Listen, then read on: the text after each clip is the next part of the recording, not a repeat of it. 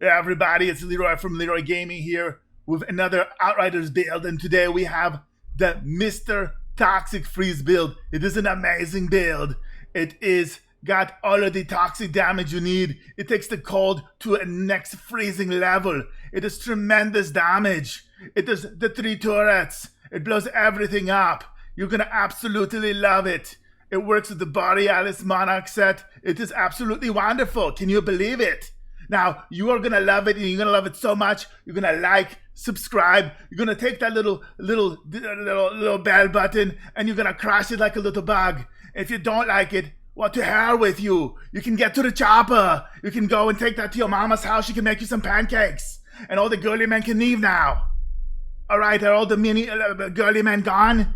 Awesome. Let's take a look at these builds now. Alright guys, if you can't tell, I'm really excited to bring you this build to you. This Mr. Toxic Freeze build. It's kind of an evolution in a lot of ways to my Toxic Freeze build, minus the Mr. So that build, and you can check out the link above for it. It's going to be similar in some ways. You're still going to have the Blighted turrets. You're still going to have the Blighted rounds, but the difference there is you're going to be using Cold Snap as a big part of this rotation.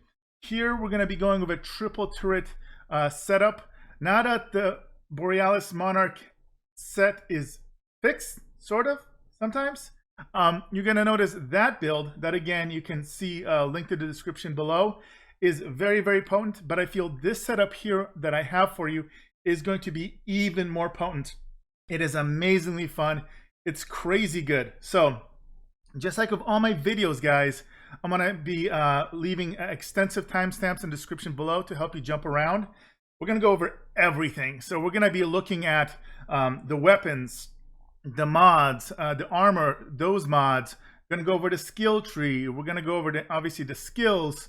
And I'm also going to be giving you guys a Kamikaze variant. So the footage you've seen so far, as well as the CT15 playthrough, is going to be utilizing a slightly more conservative build that makes it a little bit more tanky, a little bit more survivable. But if you have a really, really high skill ceiling, I'm going to be showing you guys how you can do a slight adjustment to the gear and a slight adjustment to the skill tree to kind of push your DPS potential even higher. We're talking about like an extra like 35% in damage. It can be significant.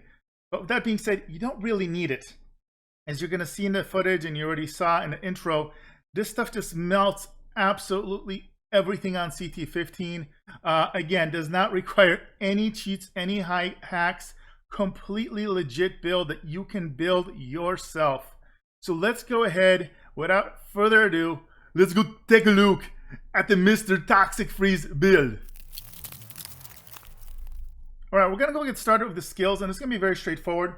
We're gonna be using Blighted turrets, we're gonna be using Cryo turrets, and we're gonna use Blighted rounds. And this is going to be the foundation that's gonna cause all this massive destruction. Now, let's take a look at the skill nodes next. So for this build, okay, I'm going to start by giving you the options for the basic build, and stick around in just a minute. I'm also gonna talk to you about the Kamikaze build variant, what you're gonna adjust as far as the skill tree if you want to push that max DPS potential a little bit more. By a little bit more, it could potentially be a lot more, but as the name implies, you're gonna be so incredibly squishy. So if you're super high skilled, you may want to do this for EPing reasons, but this more conservative setup is what I recommend normally. Now, what do we do here? So a couple key things here. We're going to be picking up a little bit of weapon leech here. Very traditional here. We do actually want to make sure we get these nitrogen capsules. This is going to really make your life easier. We're going to be doing long range damage buffs when we can. So picking up these two is going to lower your long range to be basically 12 meters and above, which is only like 2 meters above what is considered short range, which is insane. We're going to be picking up any situations where we can increase our toxic damage. Because remember, this is going to be a toxic freeze build, so we're going to be doing crazy amounts of toxic damage and freeze damage, which is the magic of this build. And then, of course, the capstone here, you're going to be constantly casting your Blighted turret, so you're going to get this 40% buff. Now, on the way down, the big difference here is that we're going to come down here and pick up Anita plating to get 20% resistance, and armor plating, which increases your armor by an extra 20%. And these two elements, don't underestimate. They can mean the difference between life and death, especially this 20% resistance. If you're running around with kind of lower health and a zero resistance, this can be a little rough. But this is kind of the conservative setup. Now, what do you do to make this the Kamikaze setup? It's going to be very, very simple. So, what we are going to be doing is we are going to be removing Anita plating. We're going to be removing anomalous body, and we're going to be removing armor plating. Okay, now what do we add? The very first thing we're going to add, okay, is we're going to go here and mark for execution. So this is going to increase vulnerability by an extra 40%, but this isn't like 40% more damage. Remember, exposing toxins when it applies vulnerability now is a 15% damage increase. It used to be 25%. So 40% of that is, going to give you, I believe it's roughly 7.5% more. So this is going to turn like a 22.5 or so % damage increase, but still, that's nothing to sneeze at. So that is significant. The second thing, and this is the really risky part, is you're going to pick up two sides of power. You're going to increase damage received from all sources by 15%. That means you take more damage. That's a big, big difference, because your base mitigation is already going to be probably around 65% when buffed. For physical damage, you're going to knock it down all the way down to 50%. And your resistance can't get any worse. I don't think your resistance can go into negative. Maybe you can actually. So you're just going to be taking 15% more damage. That's significant.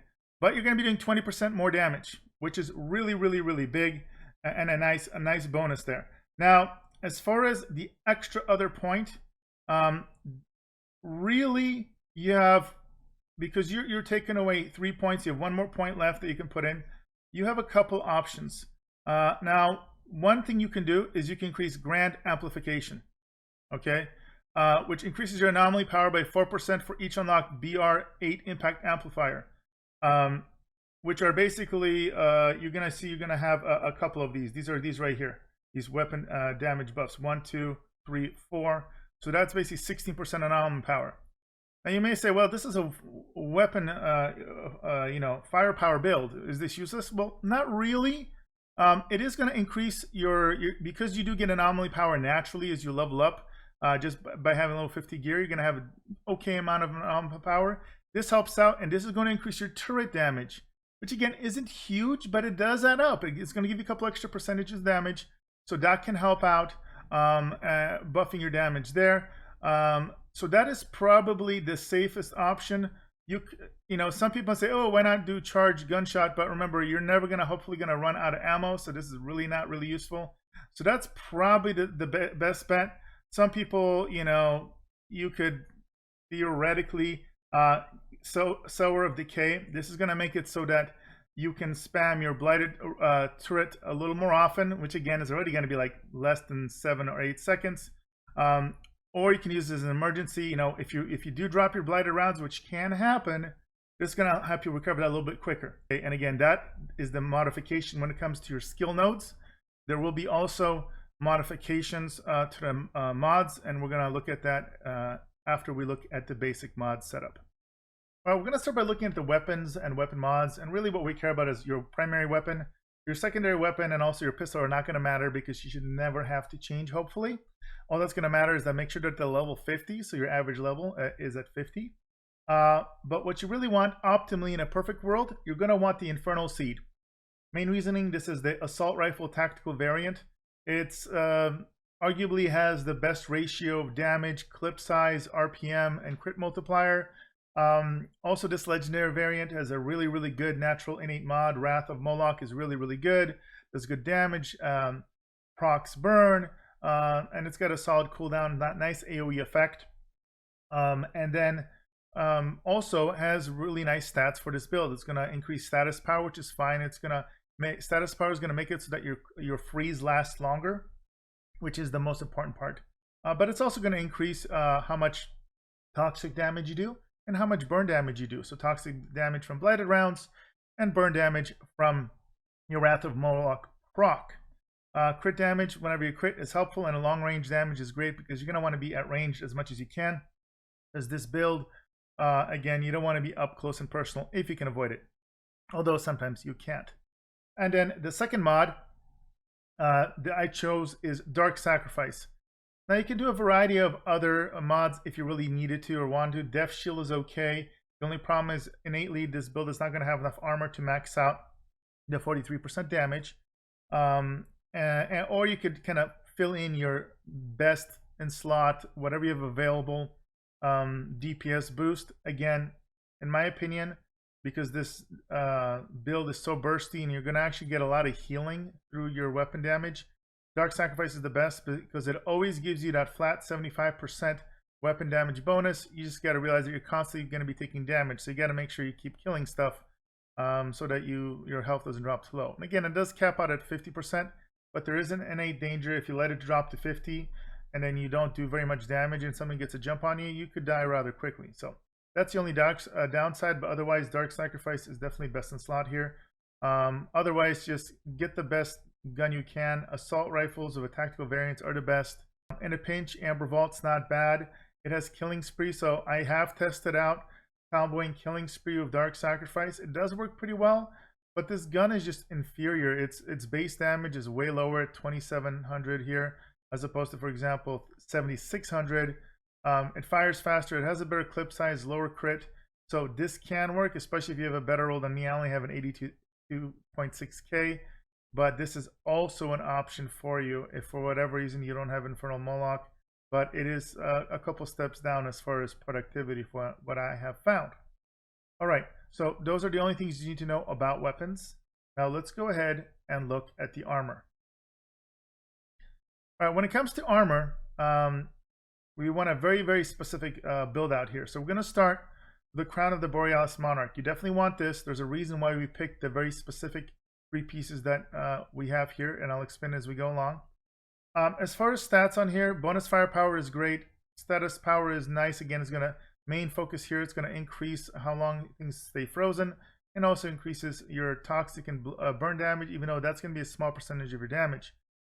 What we care about are the mods here. So it's going to come with twins. Cryo turrets. 2 turrets can be placed before triggering the cooldown. This is big. This is how we're going to get triple turrets. The turrets are big because A, they do kind of work as a kind of tanking for you. They distract enemies. But it's yet another way that you're going to apply freeze. You want to have, in an optimal world, you only want to be fighting things that are frozen. Because you're going to do so much more damage to frozen targets than non-frozen target damage. Unless it's like a little newbie basic mob, those you're going to pop like shrimp no matter what. And then you're going to want ice component. Now this is actually very important. It's going to turn your Blighted turret into doing freezing damage instead of toxic damage. Now the reason this is important is this turret fires like a flamethrower. So it has a kind of swings left to right, and it can hit multiple targets AoE and freeze multiple targets because it keeps proccing like a flamethrower. You have multiple chances to freeze things, so it's not uncommon to throw this down and then it freezes 2 or 3 enemies and you can kill it. The ranged turrets, the normal cryo turrets, they target one thing at a time. Sometimes they'll home in on an elite and both of them will be targeting that, but then you have a bunch of little things you want to kill that isn't being targeted. That's the role of the Blighted turret, which will be basically your secondary cryo flamethrower. So again, this is a must-have mod. Now the chest, a lot of these builds will use the chest piece, but we don't want it because there is actually a tier 3 mod that we do not want. So I do want to point out this mod right here, Icicle Storm, for this build is not optimal. So because we're not using Cold Snap. The other build I have, my normal Toxic Freeze, and again I realize I think in the recording I called this the Toxic Freeze. This is the Mr. Toxic Freeze build, so kind of play on words on the Mr. Freeze from Batman, but with a little toxic element built in. But we do not want Icicle Storm. So this is why we cannot use this, because it would be a dead slot. So instead, we're going to get basically try and get an epic piece of loot that has bonus firepower. Now, you want long range. Now you can, for the second stat, you could do cooldown reduction, which would be fine and could be quite good potentially. You could even do a little skill leech for a little extra healing, but I chose close range damage here because again, there will be times where inevitably enemies get too close, so you don't get that long range bonus, so an extra 10% damage when they get close to you. It makes a difference. So this is what I chose. But again, as long as you get bonus firepower, long range power, the other one can be whatever you need it to be. And then the optimal mods are going to be, you're going to want to roll Bloodlust, which again increases firepower when you kill things. You're going to constantly kill things. And then Sharp Eye, which again, as long as you're aiming down scope, which is what you're going to be doing constantly, you're going to get your firepower even higher. Moving on, for legs, you're going to use the Waist Cloth of the Borealis Monarch. Again, same stats as the helmet, bonus firepower, status power, long range. It comes with freezing boost, which is key. And then the secondary mod we're going to add to here is Captain Hunter. Increases your damage against elites by 25%. This is all forms of damage, which is big, including procs, for example. So because the only thing you're going to even have any remote trouble killing, and by that I mean it may take you 3 seconds instead of 1 shot, are going to be elites, so this is going to help with that. And then finally, we're going to have Gloves of the Borealis Monarch. Now, the downside is you got to take max health, which, it can help your survivability a little bit. Unfortunately, there's no way to get around this. You're either sacrificing some firepower on the chest and a mod or this. But it does have cooldown reduction and long range damage, which is good. It comes with Shatter. So again, deals 25% more damage against enemies afflicted by freeze. And you're going to be doing that to everybody. And then the other critical part of this build here is you need Toxic Lead. So killing shots on enemies afflicted with Toxic replenishes 40% of ammo in your magazine. Now, if you're struggling to get this on there, the main idea here is you put on this piece of loot. You could technically roll that on your boots or your chest piece, which is perfectly fine. But here I just chose to re-roll it manually to get it, because that's what you can do when your Shatter is something you're not changing. So that's key. It's going to help you keep your Blighted rounds up. All right, the final piece of armor are going to be the boots. Now, as is, the way I recommend it, kind of an in-between setup, is going to have bonus firepower, cooldown reduction, long range damage. That's pretty standard. I like the cooldown reduction on here. In theory, you could put 10% close range damage, but I want to get the cooldowns for spamming the turrets down relatively low. So this is why I like cooldown, but you can push your luck and get close range damage. A Euthanizer, that's mandatory. You need to get that on there. For defense, this is where you get your 1 defense mod. Now, there are 2 options. There's Rejuvenation, which is going to give you the firepower, anomaly power, and armor. But this is a little tricky. The way this works is different than I thought. I used to think this was better than it is. So notice it says this lasts for 8 seconds, and whenever you replenish health, but then it has a 10-second cooldown. I thought this lasted 8 seconds, and every 10 seconds overall you could proc this, meaning it's done, and then as long as you heal, you only got to wait 2 more seconds and reprocs. But from what my understanding, the way these buffs work is it has to run its full course and then the cooldown begins. So it means 8 seconds on, 10 seconds off, extra 8 seconds on. So instead of it being like an 80% uptime, it's really like a 40% uptime. So you can value all these values on average being about half. So like 7,000 effective firepower, 3,500 anomaly, and like 20 some thousand armor power. Not as great, but it's still pretty consistent, and you're not always going to be in trouble.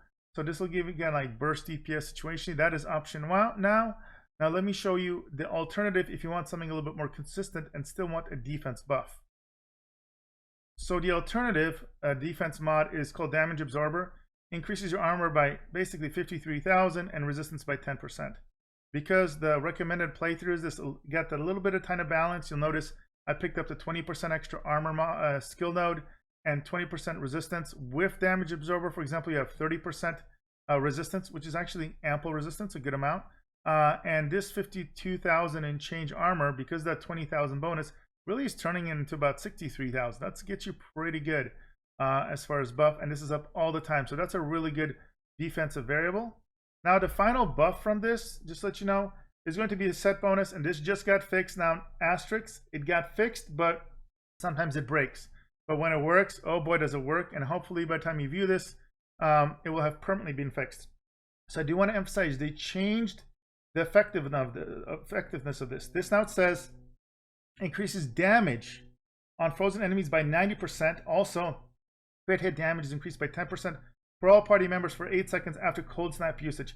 We don't care about the second part, especially on this build. We don't use cold snap. We care about the damage increase to frozen enemies. Before, it was firepower weapon damage only, but now it's all damage. That's huge. That means the mods you proc will get multiplied by 90% as long as they are frozen. Your turret damage, which is anomaly damage, also gets multiplied, all damage. So this is a major buff, and that's the main thing we want it for. And again, this is what the 3-piece bonus is, and it's literally night and day the difference. This is why we're doing this build, while we have the three turrets that are all freezing stuff, so that whenever possible, we're only shooting things that are frozen. So that is the normal setup. Now let me go over with you the one minor but potentially very important difference if you're going to go with the Kamikaze build. So I already went over under the skill note section that changes you to skill notes. Now the beautiful thing is you only have to make one change on gear, but you are going to have to re-roll. So the change is to your boots. Now again, we still want bonus firepower, long range damage, and either cooldown reduction or close range damage. You're still going to need to roll Euthanizer, but what we need is to replace rejuvenation to get something more potent. But again, you are going to be sacrificing your defense, so you're going to be really squishy, especially with the other changes that we made on the skill notes. So let me show you the mod in question that you want to get here. So the mod in question is Radical Therapy. And the nice thing is this is a tier 2 mod. It's pretty common, and you can roll it quite easily using the vendor rolling method, where you just get blue items and you can upgrade them. And you'll have 3 choices, and if you pick up enough from those from the vendors, you can roll this. If you don't know about this tactic, it's completely legit. There's no cheating or hacking. You can check out my video about peacefully without killing anything getting best in slot gear. So make sure to check out that video. It's going to teach you how to get Radical Therapy easily and legally without cheating or hacks. And this 15% extra damage is huge. Combined with the other Kamikaze build variants, it's gonna basically give you a minimum of an extra 35% damage of all damage, which is insane, or more. It's like basically between 35 and 40, depending what you choose for that final node. So very potent. Those are the setups. That is the gear that you need. All right, next I'm gonna go over with you guys a weapon skill rotation. And the beautiful thing about this, it is so very simple. So I'm gonna show you here. The key is you just want to make sure you get your blinded rounds up, okay? And now when you go and enter an encounter, you're going to want to get your blighted turret down first, because this is on a 7.5 second cooldown. Just get that out there, and you're going to drop your 2 other turrets, and then you start shooting. Normally what I like to do is I want to kill a couple of small enemies first, aim for headshots to get those AoE mod procs, and that's going to start stacking some of your buffs. Then whenever you identify elites, you swap over to them. As long as you're killing things, your ammo is going to keep refreshing.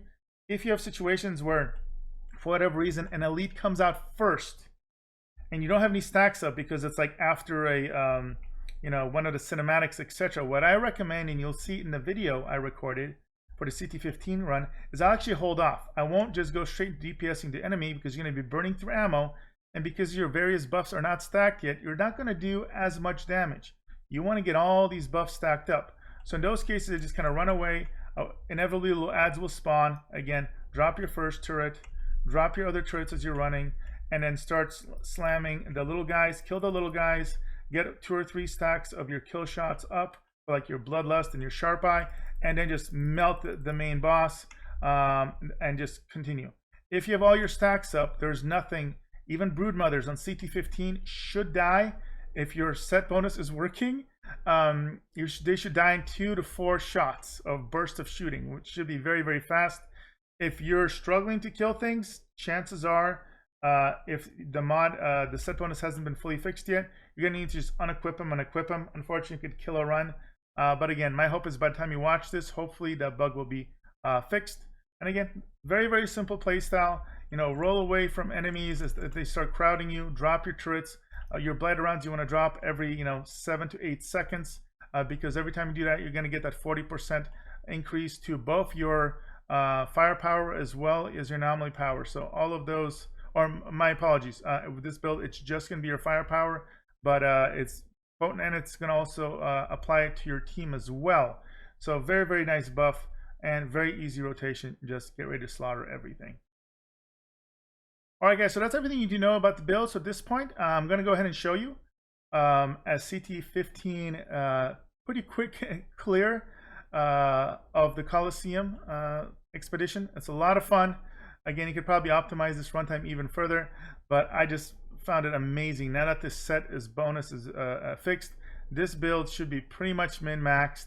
Have a blast with it. Check it out. Hopefully you enjoy it, and make sure you wait till the end for a special thank you.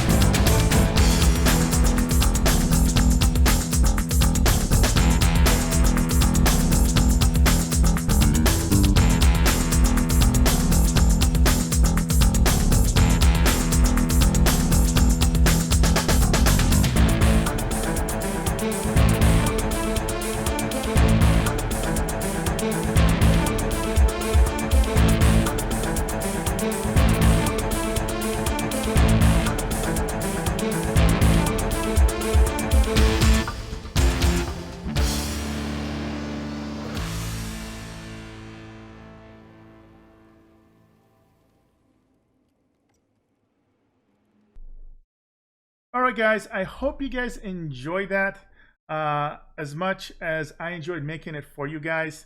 Again, if you watched the video so far, hopefully you guys enjoy this content. If you do, make sure to like, subscribe, hit that notification bell. If you want to support this channel in other ways and also get some sweet swag like this t-shirt and the mugs I have here, make sure to check the link below. I do have a merch store, and all the proceeds go to help reinvest in the site here, and so I can keep making you videos and creating content. So again, that's one way you can support me as well. If you want to check me out, interact with me, I do stream on Twitch at twitch.tv/Leeroy Gaming stream. Do provide free carries, EOTS carries, CT15 carries, help you out. And if you have any questions, or if you just want to chat with me, I love interacting with you guys. And finally, make sure you check out the Leeroy Gaming community. We're all about looters, shooters, RPGs. Got a great amount of people there that are very, very helpful. They also do runs for people. So hope to see you there. And with that being said, guys, I hope you guys have a wonderful year today. Enjoy this build. There's more to come. And as always, I will see you guys in the next video.